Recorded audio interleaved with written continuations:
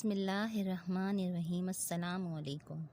کہانیوں کی اس دلچسپ سفر میں دوستوں آپ کو خوش آمدید۔ اس دلچسپ سفر میں اگر آپ میرے ہم سفر بننا چاہتے ہیں تو میرے یوٹیوب چینل کو سبسکرائب کیجیے اور بیل نوٹیفیکیشن کو بھی آن کر دیجیے تاکہ آپ کو مل سکے ویڈیو اپڈیٹس۔ شہزادی کو اچانک صفائی پسندی کا خبط ہو گیا۔ شاہی محل میں کسی کنیز کا ہاتھ غلطی سے شہزادی کے ہاتھ سے چھو جاتا تو وہ اپنے ہاتھوں کو گھنٹوں دھوتی رہتی تھی۔ کھانے پینے کے صاف برتن شہزادی اپنے سامنے دوبارہ صاف پانی سے دھلواتی تھی۔ کھانا بھی بہت کم کھانے لگی جس کی وجہ سے وہ بہت کمزور ہو گئی تھی۔ بادشاہ کو اس کی بہت فکر تھی۔ اس نے شاہی حکیموں سے شہزادی کا بہت علاج کرایا مگر کوئی حکیم بھی شہزادی کا مرض نہ سمجھ سکا۔ بادشاہ نے شاہی حکیموں سے مایوس ہو کر اعلان کرا دیا کہ جو شہزادی کا علاج کر کے تندرست کرے گا اسے مالا مال کر دیا جائے گا۔ کئی حکیم آئے مگر وہ شہزادی کے علاج میں کامیاب نہ ہو سکے۔ ایک دن ایک بوڑھا حکیم دربار میں حاضر ہوا اور اس نے شہزادی کے علاج کی خواہش ظاہر کی۔ بادشاہ نے اسے اجازت دے دی۔ حکیم صاحب نے سب سے پہلے وہ نسخے مانگے جن کی مدد سے دوائیاں تیار کر کے کھلائی گئی تھیں۔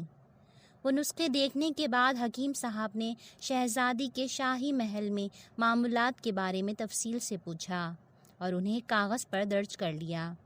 حکیم صاحب نے شہزادی کا طبی معائنہ کیا اور پھر بادشاہ سے کہا، شہزادی کا علاج ہو جائے گا لیکن علاج کے لیے میں جو طریقہ اختیار کروں گا مجھے اس کی آزادی ہوگی۔ بادشاہ نے حامی بھر لی۔ حکیم صاحب کے حکم پر شہزادی کو ایک کرسی پر بٹھا کر اس کے ہاتھ پاؤں کرسی سے باندھ دیے گئے۔ کمرے میں بادشاہ اور ملکہ کے علاوہ ایک کنیز بھی موجود تھی۔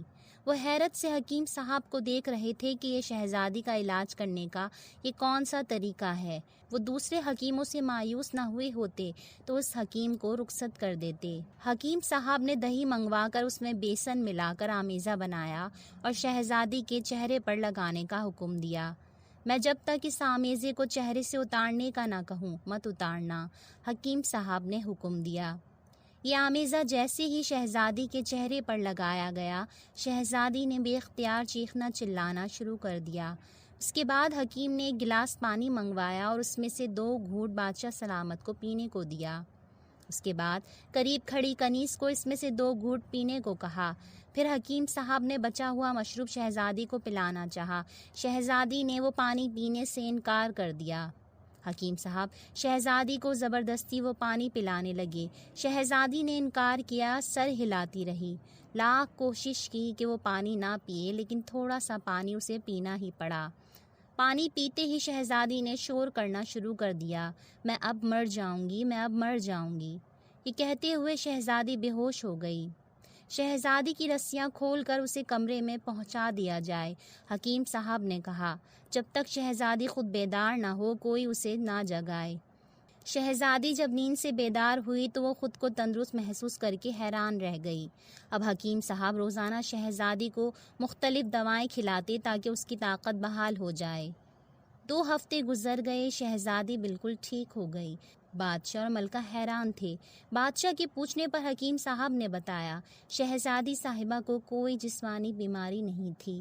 شہزادی کے ذہن میں یہ بات بیٹھ گئی تھی کہ ذرا سی بے احتیاطی سے بھی وہ بیمار ہو جائیں گی، اس لیے صفائی کا بھرپور خیال رکھتی تھیں۔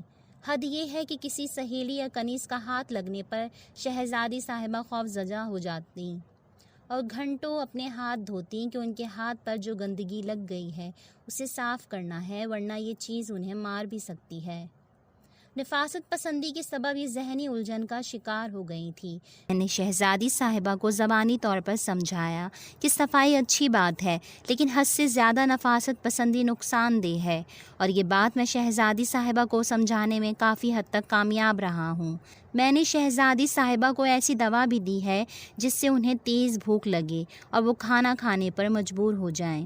اب شہزادی صاحبہ ذہنی طور پر صحت مند ہو گئی ہیں۔ ہاتھ چھونے پر اب یہ اپنے ہاتھ نہیں دھوتی۔ بادشاہ اور ملکہ حکیم صاحب کے طریقہ علاج پر بہت خوش ہوئے، اس لیے انہوں نے حکیم صاحب کو مالا مال کر دیا اور شاہی حکیموں میں شامل کر لیا۔